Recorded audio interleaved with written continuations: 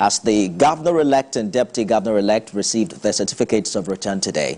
But let's begin here in Lagos, where in the bid to forestall ravaging floods, indiscriminate dumping of refuse on the highway will no longer be tolerated in the Okpebholo area of Lagos, as offenders now risk being sentenced to 6 months in prison with an option of fine of up to 50,000 naira. The local government council enforcement team were on the streets earlier today, warning residents against this act. This is part of the measures put in place to address recurring flooding in the community. And this may not be good times for residents of the area who engage in illegal trading activities. Some stores and shops found on the highways were dismantled today. The owners sent away from the area.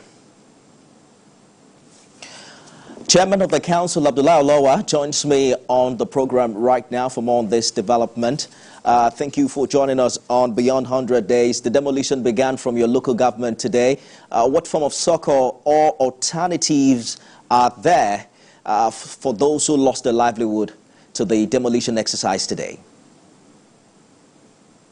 We'll get back to him subsequently. Seems we can't connect to him now.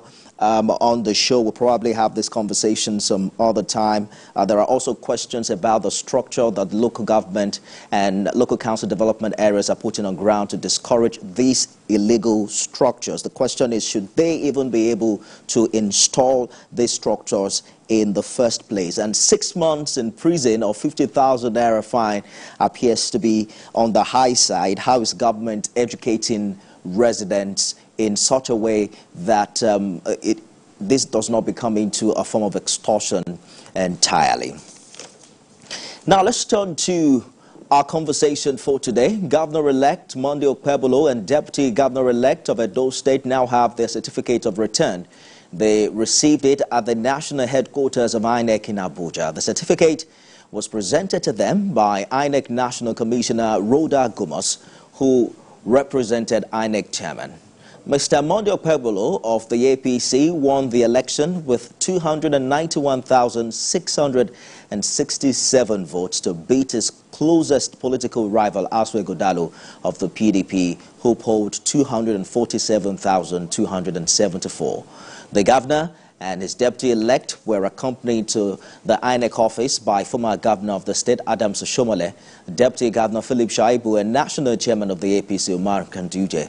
Speaking to journalists after the presentation, Senator Adams Oshiomhole says Edo residents now have a governor who respects the tradition of the people and that governance will return to the state.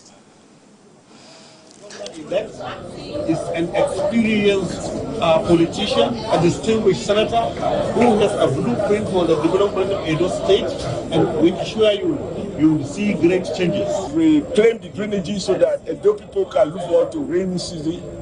We now have a governor who will respect our traditional institution, which is the heart of our culture. We now have a governor who will not be fighting over artifacts, right? But rather he will be fighting over what is good for Edo people. We now have a governor who will not demolish a hospital and replace it with a museum. We now have a governor who understands the value of education and will not destroy libraries and replace it with a market.